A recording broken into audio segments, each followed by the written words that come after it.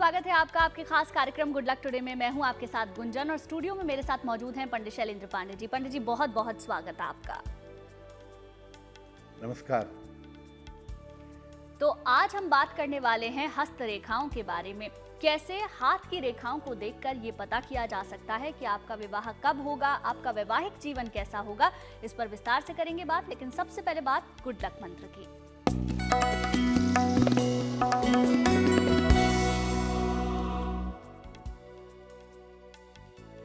अपने बेडरूम में अपने पैरों की तरफ या सर की तरफ आईना यानी मिरर मत लगाइए। आप जब सोते हैं तो आपके पैरों की तरफ आईना नहीं होना चाहिए और आपके सर की तरफ भी आईना नहीं होना चाहिए। अगर आप ऐसा आईना लगा लेंगे तो जीवन में अनावश्यक आपको अकेलेपन का सामना करना पड़ेगा। और अब बात कर लेते हैं 12 सितंबर 2024 के पंचांग की।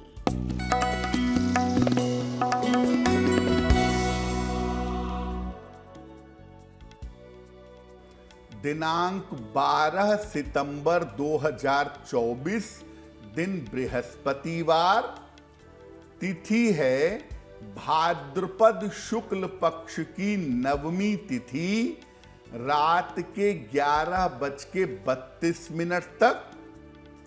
नक्षत्र है मूल नक्षत्र, रात के 9:53 तक। चंद्रमा धनु राशि में संचरण कर रहे हैं। राहु काल का समय दोपहर 1:30 से लगभग 3 बजे तक। दक्षिण दिशा की तरफ यात्रा करने की मनाही है, लेकिन अगर यात्रा करना जरूरी है, मजबूरी है, तो जरा सी पीली सरसों खाकर और भगवान का स्मरण करके यात्रा करेंगे तो मुश्किल से बचे रहेंगे। पंडित जी आज का जो हमारा विषय है, सबसे पहले उसी के बारे में जानना चाहेंगे। हाथ की रेखाओं से कैसे विवाह के बारे में पता चल सकता है? जी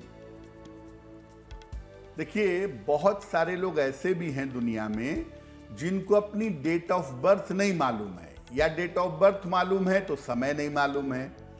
अब अगर आपके पास जन्म की तारीख नहीं है, समय नहीं है, और आप अपने विवाह के बारे में जानना चाहते हैं, विवाह कब होगा, कैसा रहेगा, अच्छा होगा, बुरा होगा, तो ये आपके हाथ की रेखाओं को देख करके जाना जा सकता है।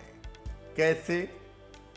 हाथ में विवाह और विवाह संबंधी मामलों के लिए 3 पॉइंट्स पर, 3 बिंदुओं पर विचार किया जाता है। पहला विचार किया जाता है सबसे छोटी उंगली के नीचे, कनिष्ठिका अंगुली के नीचे जो समानांतर रेखा है वो विवाह के बारे में बता देती है। इसको विवाह रेखा कहते हैं। सबसे छोटी उंगली के ठीक नीचे आप देखेंगे पैरेलली एक रेखा बनी होती है, इसको विवाह रेखा कहा जाता है। दूसरा विचार करते हैं हाथ में शुक्र और चंद्रमा के पर्वत से। शुक्र का पर्वत अंगूठे के नीचे और चंद्रमा का पर्वत सबसे छोटी उंगली के थोड़ा सा नीचे से नीचे। ये चंद्र है, ये शुक्र है, इसको भी देखेंगे। और विवाह के मामले में तीसरा और अंतिम निर्णय लिया जाता है बृहस्पति को देखकर। पहली उंगली के नीचे का जो पर्वत है ये बृहस्पति का पर्वत है। यानी विवाह के मामले में विवाह रेखा, शुक्र और चंद्रमा, इसके बाद बृहस्पति, इन तीनों चीजों को देख करके विवाह के बारे में जान सकते हैं। विवाह रेखा का स्वरूप कैसा है? पतली है, मोटी है, टूटी हुई है, और पर्वतों की स्थिति कैसी है, हाथ के माउंट कैसे हैं, इनको अगर आप गंभीरता से देखें तो विवाह संबंधी सारी उलझनों को बड़ी आसानी से सुलझा सकते हैं। बिल्कुल पंडित जी, अब बात दैनिक भाग्यफल की भी करते हैं। मेष, वृष और मिथुन राशि का दैनिक भाग्यफल क्या कहता है, बताएं।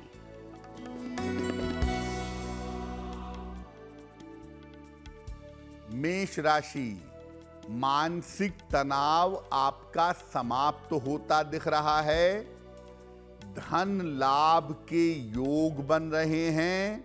स्वास्थ्य आपका अच्छा होता जाएगा। किसी निर्धन व्यक्ति को अगर धन का दान कर दें तो दिन और भी बेहतर होगा। शुभ रंग होगा आपके लिए सफेद और भाग्य का मीटर आपको नंबर दे रहा है 75%। उत्तम भाग्य आपके साथ बना हुआ है।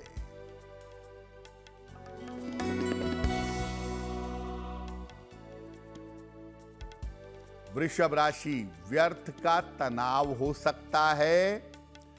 धन खर्च आपका बढ़ा रहेगा।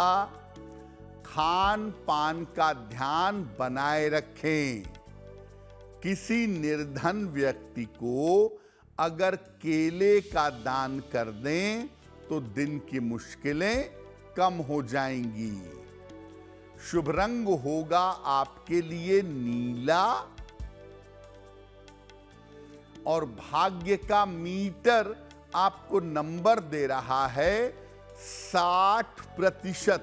मेहनत ज्यादा होगी, भाग्य थोड़ा कम रहेगा।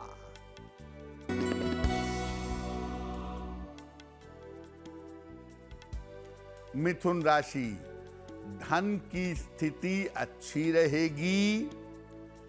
करियर की रुकावट आपकी दूर होगी। छोटी यात्रा इस समय आपकी हो सकती है।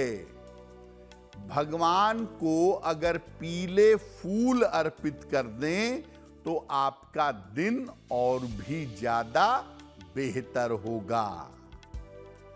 शुभ रंग होगा आपके लिए धानी और भाग्य का मीटर आपको नंबर दे रहा है 70%। मध्यम भाग्य आपके साथ बना हुआ है। पंडित जी, विवाह रेखा के द्वारा विवाह के मामलों में किन किन बातों की सूचना मिल सकती है, इसके बारे में भी बताएं। सबसे पहले आपके हाथ के विवाह की रेखा को देखेंगे और उसके आधार पर आपके विवाह के बारे में जानेंगे और समझेंगे। विवाह रेखा जो सबसे छोटी उंगली के नीचे होती है, ये जितनी साफ होगी या जितनी स्पष्ट होगी, विवाह का तय होना और वैवाहिक जीवन का बेहतर होना निश्चित हो जाएगा। विवाह रेखा साफ सुथरी हो, उस पर कोई निशान ना हो, टूटी हुई ना हो, एकदम सही तरीके से बनी रहे तो आपका वैवाहिक जीवन बेहतर होगा। विवाह रेखा अगर धुंधली है या टेढ़ी मेढ़ी है तो विवाह तय होने में और वैवाहिक जीवन में बाधा होने का संकेत है। विवाह रेखा अगर आगे बढ़कर हाथ में दो ब्रांच में बढ़ जाए, दो शाखाओं में बढ़ जाए, तो ये डिवोर्स की सूचना है। ऐसे लोगों का सेपरेशन जरूर होता है। अगर विवाह रेखा सीधे सीधे न जाके नीचे की तरफ जाने लगे तो विवाह बहुत विलंब से होगा और वैवाहिक जीवन अच्छा नहीं होगा। अगर विवाह रेखा सूर्य पर्वत पर चली जाए, यानी जो रिंग फिंगर है, तीसरी उंगली है, इतनी लंबी विवाह रेखा है कि यहां तक आ गई है, तो ऐसी स्थिति में विवाह होने के बाद व्यक्ति का डाउनफॉल हो जाता है। आपने बहुत बार सुना होगा कि शादी के बाद बड़ी तरक्की किए, पुरुष ने शादी की, बड़ी तरक्की किया, या उस महिला की शादी हुई, महिला एकदम ऊंचाइयों पे पहुंच गई। लेकिन जिनकी विवाह रेखा सूर्य पर्वत तक पहुंचती है, विवाह के बाद उनका भयंकर डाउनफॉल होता है और वो एकदम से नीचे चले आते हैं। बिल्कुल पंडित जी, आगे की राशियों के बारे में भी जान लेते हैं। कर्क, सिंह और कन्या राशि का दैनिक भाग्यफल क्या कहता है, बताएं।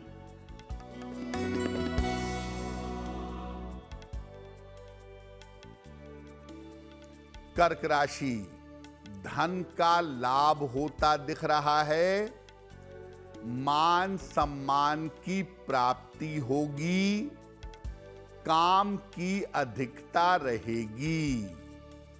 किसी निर्धन व्यक्ति को अगर धन का दान कर दें तो आपका दिन और भी ज्यादा बेहतर होगा। शुभ रंग होगा आपके लिए पीला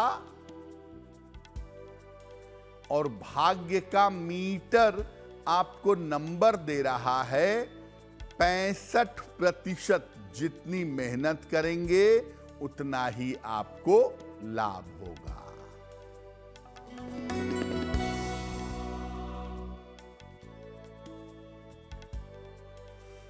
सिंह राशि, करियर में लाभ के योग बन रहे हैं, रुका हुआ धन आपको प्राप्त होगा, संतान पक्ष की उन्नति होगी, खाने पीने की वस्तु का दान कर दें तो दिन बेहतर होगा। शुभ रंग होगा आपके लिए गुलाबी और भाग्य का मीटर आपको नंबर दे रहा है 75%। उत्तम भाग्य आपके साथ बना हुआ है।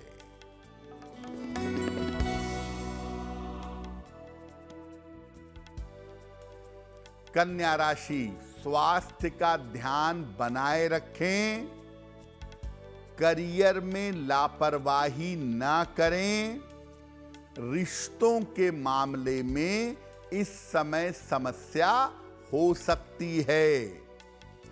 किसी निर्धन व्यक्ति को अगर केले का दान कर दें तो दिन की मुश्किलें कम हो जाएंगी। शुभ रंग होगा आपके लिए फिरोजी और भाग्य का मीटर आपको नंबर दे रहा है 60%। मेहनत ज्यादा होगी, भाग्य थोड़ा कम रहेगा। और अब वक्त हो गया है आपके पहले सवाल को लेने का, तो पंडित जी से जानेंगे आज का पहला सवाल हमें किसने और कहां से भेजा है, बताएं पंडित जी।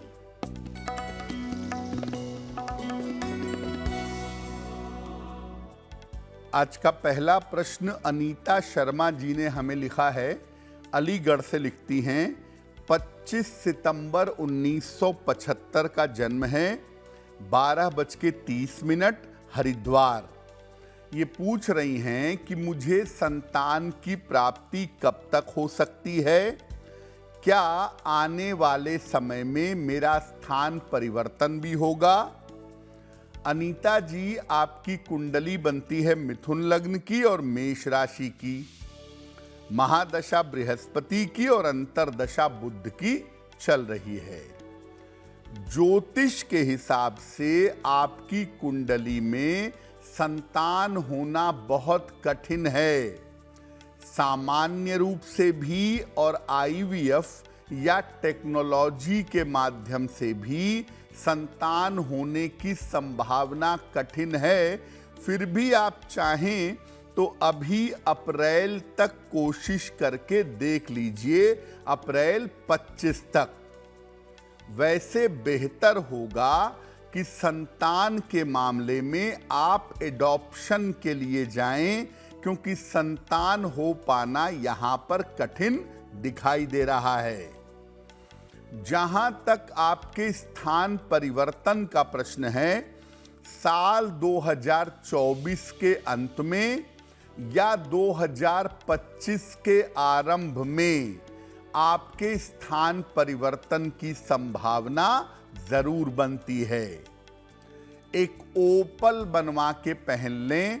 12 से 14 रत्ती का ओपल चांदी की अंगूठी में, दाहिने हाथ की तर्जनी उंगली में, शुक्रवार की शाम को एक ओपल बनवा के पहने। रोज सुबह और रोज शाम 108 बार नमः शिवाय का अगर आप जप करें तो आपके लिए बहुत बेहतर होगा। अगर आपका भी कोई सवाल है तो आप हमें मेल लिख सकते हैं। हमारी ईमेल आईडी आपकी टेलीविजन स्क्रीन पर फ्लैश हो रही है। बताएं पंडित जी, आज का दूसरा सवाल किसने भेजा है? जी,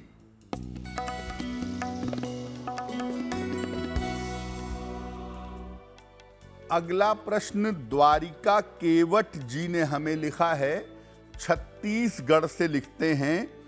12 मई 2007 का जन्म है। रात 11:45, भिलाई, छत्तीसगढ़। ये पूछ रहे हैं कि आने वाले समय में मेरा करियर कैसा रहेगा, क्या मैं भविष्य में व्यवसाय कर पाऊंगा। द्वारका जी, आपकी कुंडली के अनुसार अगर आप कोई टेक्निकल पढ़ाई करें, इंजीनियरिंग की, कंप्यूटर की, ऐसी कोई पढ़ाई करना आपके लिए बेहतर होगा। शुरुआती समय में आप नौकरी करेंगे और आगे चल करके अच्छा व्यवसाय आप कर पाएंगे। आपकी पढ़ाई बीच में न छूटे, पढ़ाई में दिक्कतें न हो या पढ़ते पढ़ते अपनी लाइन न बदल लें, इस बात का थोड़ा ध्यान रखिएगा। फिलहाल ऐसा करिए, एक पन्ना बनवा के पहन लीजिए। लगभग 6 से 8 रत्ती का पन्ना चांदी की अंगूठी में, दाहिने हाथ की सबसे छोटी उंगली में।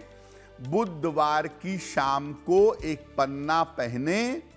रोज सुबह सूर्य भगवान को जल अर्पित करें और शिक्षा तथा करियर में सफलता की प्रार्थना करें, आपको लाभ होगा। पंडित जी, शुक्र, चंद्रमा और बृहस्पति के पर्वत विवाह के मामले में क्या स्पष्ट करते हैं, इसके बारे में भी बताएं। आपको बताया कि विवाह रेखा विवाह के बारे में क्या बताती है। शुक्र, चंद्रमा और बृहस्पति के जो पर्वत हैं वो विवाह के बारे में क्या बताएंगे। शुक्र पर्वत अगर दबा हुआ है, इस पर जाल है या इस पर तारा है, ये जो पर्वत है अगर ये दबा हुआ है, इस पर जाल बना हुआ है, इस पर तारा है, इस पर दाग धब्बे हैं, तो इससे वैवाहिक जीवन छिन्न भिन्न हो जाता है। चंद्रमा के पर्वत पर अगर तिल है या दाग धब्बे हैं तो विवाह में बहुत विलंब होता है। इन्हीं दोनों पर्वतों से, शुक्र से और चंद्रमा से मुख्य रूप से विवाह होने के लक्षण देखे जाते हैं। जब विवाह होने का समय बहुत निकट आ जाता है तो ये जो हिस्सा है शुक्र वाला और ये जो हिस्सा है चंद्रमा वाला, ये गुलाबी होने लगता है। हाथ में एक पिंकिश कलर आना शुरू हो जाता है और तमाम छोटी छोटी रेखाएं बन जाती हैं जो ऊपर की तरफ जाने लगती हैं। बृहस्पति के पर्वत पर पहली उंगली के नीचे अगर क्रॉस हो या भाग्य रेखा से या जीवन रेखा से कोई रेखा इसमें जाकर मिल रही हो तो व्यक्ति प्रेम विवाह करता है, स्वयं की इच्छा से विवाह करता है, झंझट कितना ही क्यों ना हो, स्वयं की इच्छा से विवाह करता है और विवाह चलता है। और अब बात आगे की राशियों की भी करेंगे। तुला, वृश्चिक और धनु राशि का दैनिक भाग्यफल क्या कहता है, बताएं पंडित जी।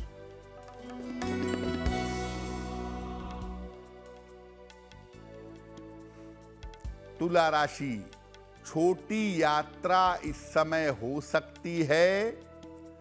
समस्याओं में आपके सुधार होगा। नए काम का अवसर आपको प्राप्त होगा। खाने पीने की वस्तु का अगर दान कर दें तो आपका दिन बेहतर होगा।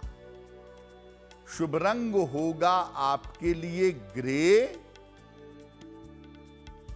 और भाग्य का मीटर आपको नंबर दे रहा है 70% मध्यम भाग्य आपके साथ बना हुआ है।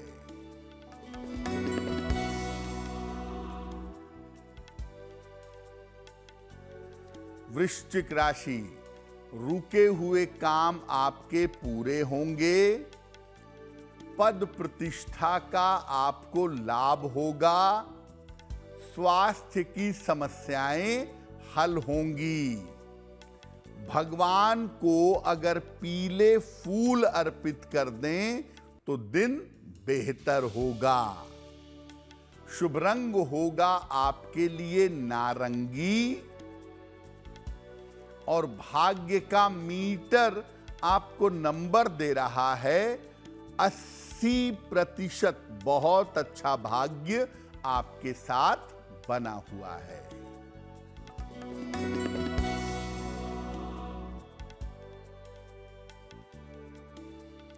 धनु राशि, स्वास्थ्य में सुधार होगा। धन लाभ के योग बन रहे हैं।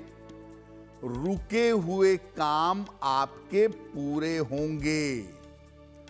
किसी निर्धन व्यक्ति को अगर धन का दान कर दें तो दिन और भी बेहतर होगा। शुभ रंग होगा आपके लिए सफेद और भाग्य का मीटर आपको नंबर दे रहा है 90%। सबसे ज्यादा भाग्य आपके साथ बना हुआ है। पंडित जी, अगर हस्तरेखाओं में विवाह और वैवाहिक जीवन से जुड़ी समस्याएं नजर आ रही हैं तो हम क्या उपाय कर सकते हैं, इसके बारे में भी बताएं।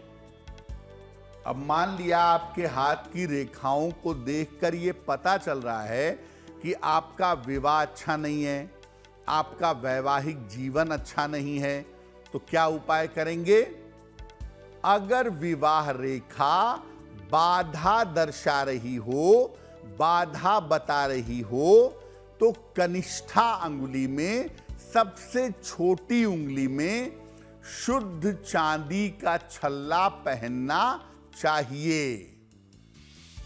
अगर विवाह रेखा से ऐसा पता चल रहा है कि विवाह में बहुत विलंब होगा, तो सोने और चांदी को मिला करके एक छल्ला बनवाइए और इसको सबसे छोटी उंगली में धारण करिए।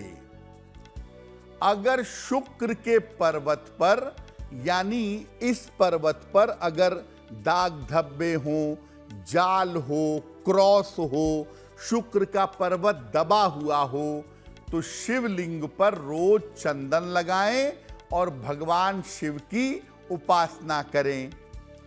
चंद्रमा के पर्वत पर अगर गड़बड़ी हो, तिल हो, क्रॉस हो, चंद्रमा का पर्वत दबा हुआ हो, जिसकी वजह से वैवाहिक जीवन में या विवाह होने में समस्या हो रही हो, तो पूर्णिमा का महीने में एक बार उपवास रखिए।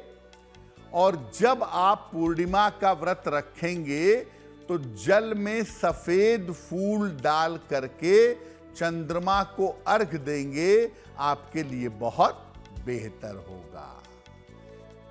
बिल्कुल पंडित जी, अब बात आखिरी 3 राशियों की भी करते हैं। मकर, कुंभ और मीन राशि का दैनिक भाग्यफल क्या कहता है, बताएं।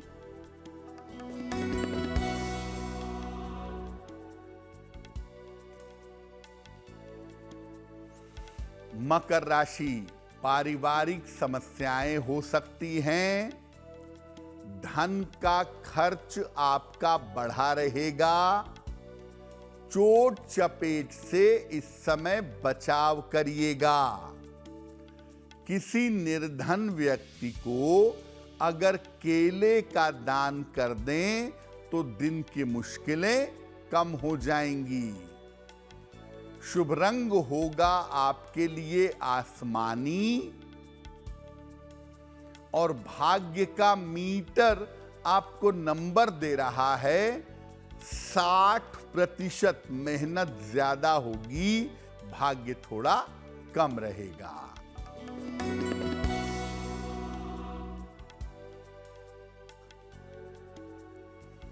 कुंभ राशि, रुका हुआ धन आपको प्राप्त होगा। रिश्तों में आपके सुधार होगा। करियर की समस्याएं हल होंगी। किसी निर्धन व्यक्ति को अगर धन का दान कर दें तो दिन बेहतर रहेगा।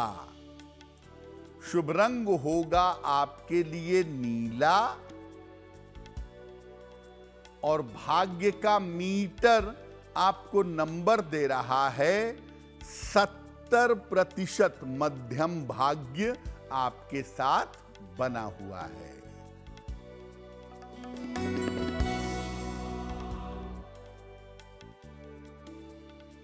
मीन राशि, पद प्रतिष्ठा की प्राप्ति होगी। करियर की समस्याएं हल होंगी। आर्थिक लाभ आपको इस समय होगा। भगवान को अगर पीले फूल अर्पित कर दें तो आपका दिन और भी ज्यादा बेहतर होगा। शुभ रंग होगा आपके लिए हरा और भाग्य का मीटर आपको नंबर दे रहा है 80%। बहुत अच्छा भाग्य आपके साथ बना हुआ है। और अब वक्त हो गया है आपके तीसरे सवाल को लेने का, तो पंडित जी से जानते हैं आज का तीसरा सवाल हमें किसने भेजा है, बताएं। जी,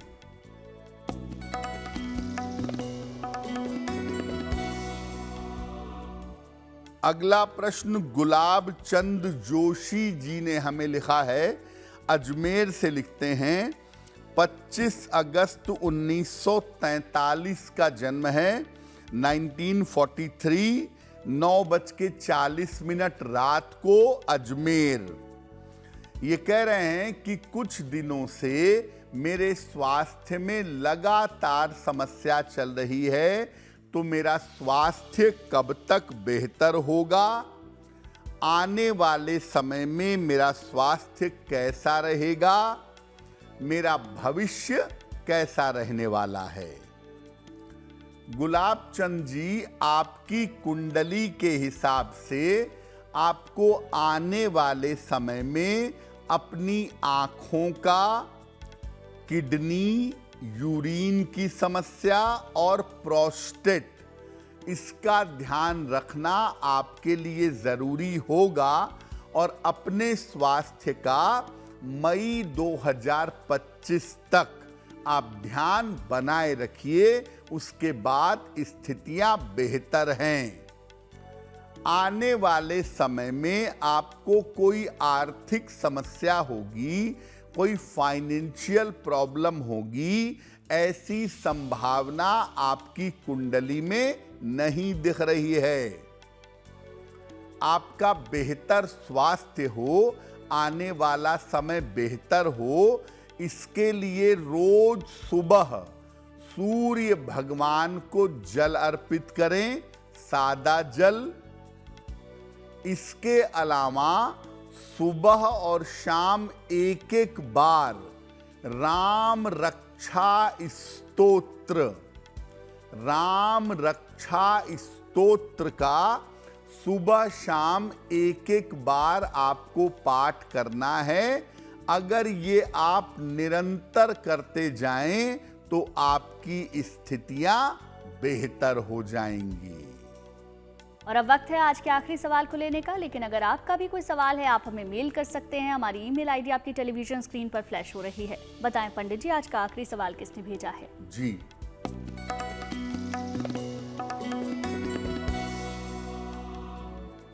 आज का अंतिम प्रश्न संतोष कुमार दुबे जी ने हमें लिखा है। रांची से लिखते हैं, 2 दिसंबर 1976 का जन्म है, 11:59 प्रातः, हजारीबाग, झारखंड। ये कह रहे हैं कि मेरे व्यापार में काफी नुकसान हो रहा है, मेरे ऊपर कर्जा भी बहुत हो गया है, तो इस मुश्किल समय से मैं बाहर कैसे निकलूं और आने वाले समय में मेरा भविष्य कैसा रहेगा? संतोष जी, आपकी कुंडली बनती है कुंभ लग्न की और मीन राशि की, महादशा मंगल की और अंतरदशा बृहस्पति की चल रही है। देखिए, ज्योतिष के हिसाब से ऐसा जरूर हो सकता है कि आने वाले समय में आप अपना स्थान बदलें, रांची छोड़ करके किसी और जगह की तरफ जाएं, ये संभावना आने वाले समय में बनती है। काफी हद तक आपकी आर्थिक समस्या नवंबर 24 के बाद बेहतर होनी शुरू हो जाएगी और 2025 के खत्म होते होते आप अपनी आर्थिक स्थिति को भी बेहतर कर लेंगे और कर्जों को भी बहुत कम कर ले जाएंगे। फिलहाल ऐसा करें, एक ओपल बनवा के पहन लें, 10-12 रत्ती का ओपल, चांदी की अंगूठी में, दाहिने हाथ की तर्जनी उंगली में, शुक्रवार की शाम को एक ओपल पहन लें और रोज सुबह और रोज शाम दोनों समय हनुमान जी की पूजा करें। संकट मोचन हनुमानाष्टक, संकट मोचन हनुमानाष्टक, इसका सुबह और शाम दोनों समय एक एक बार नियमित रूप से पाठ करें। अगर ये उपाय आप करना शुरू करते हैं तो आपकी मुश्किलें बहुत हद तक समाप्त हो जाएंगी। और चलिए अब बात उनकी करते हैं जिनका जन्मदिन 12 सितंबर को आता है। उनका ये पूरा साल कैसा रहेगा, जानते हैं पंडित जी से।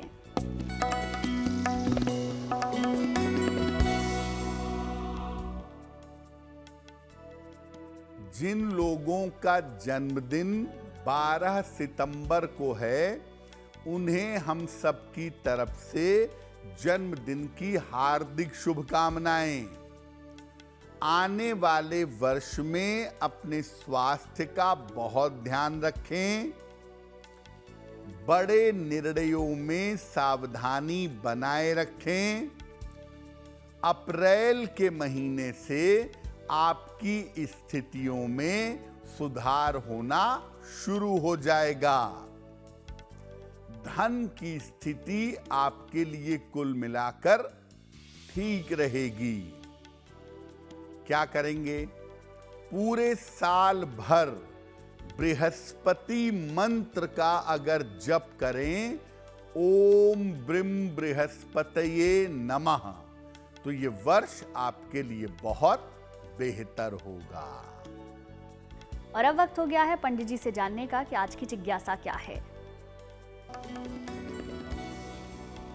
देखिए, आज की जिज्ञासा बड़ी महत्वपूर्ण है। आजकल लोग कहते हैं कि मोबाइल नंबर की एस्ट्रोलॉजी भी होती है, यानी मोबाइल नंबर भी आपका भाग्य बदल देता है, आपके भाग्य पर असर डाल देता है। क्या वास्तव में ऐसा है? देखिए, मोबाइल नंबर के जो आखिरी 2 अंक हैं, जैसे आखिर में है 45, आखिर में है 62, ये आपके ऊपर असर डाल सकते हैं, डालेंगे ये जरूरी नहीं है। और मोबाइल नंबर का असर आपके भाग्य पर ज्यादा बड़ा नहीं होता। फिर भी मोबाइल के आखिरी 2 अंक आपके कार्य के लिए अनुकूल हों तो अच्छा होगा। अब आजकल लोग नंबर नहीं याद रखते हैं, टेलीफोन में जाते हैं और नाम पे क्लिक कर देते हैं, फोन चला जाता है। तो बेसिकली चूंकि नंबर का ज्यादा प्रयोग होता ही नहीं है, ज्यादातर नाम से आइडेंटिफिकेशन होता है, इसीलिए मोबाइल नंबर उतने ज्यादा प्रभावशाली नहीं होते। जैसे आधार कार्ड का नंबर है उसमें इंपॉर्टेंट है, लेकिन वो नंबर आपको याद नहीं रहता है, नाम से काम चलता है। तो इसीलिए मोबाइल नंबर को लेके एस्ट्रोलॉजी में बहुत ज्यादा दिमाग लगाने की जरूरत नहीं है। और अब पंडित जी से जानते हैं 12 सितंबर 2024 के शुभ पहर के बारे में।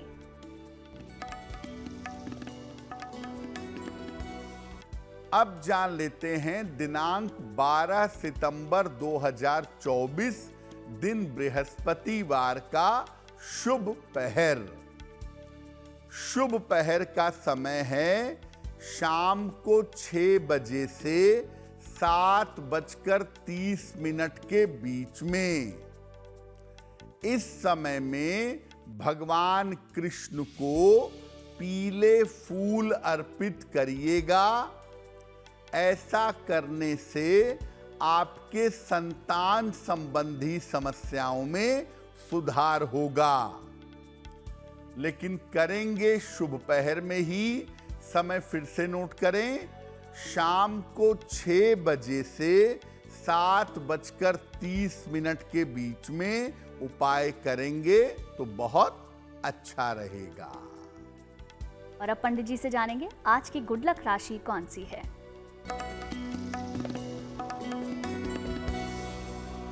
अब हम आपको बताएंगे कि आपकी राशि के अनुसार ये जो आपका वर्तमान समय है, जो आपका प्रेजेंट समय है, ये कैसा चल रहा है। आज की गुड लक राशि है मेष राशि, और मेष राशि वालों को सलाह दी जाती है कि इस समय आप अपने करियर पर ध्यान दीजिए। कोई भी बदलाव करने जा रहे हैं जीवन में या करियर में, तो उसका निर्णय आप सोच समझकर इस समय में लीजिएगा। अगले 3-4 महीने तक इस बात का ध्यान रखना जरूरी होगा। कार्यक्रम के आखिरी पड़ाव में हम पहुंच चुके हैं, जहां हर दिन हम जानते हैं महा उपाय। तो पंडित जी से जानते हैं आज का महा उपाय क्या है, बताएं पंडित जी। जी,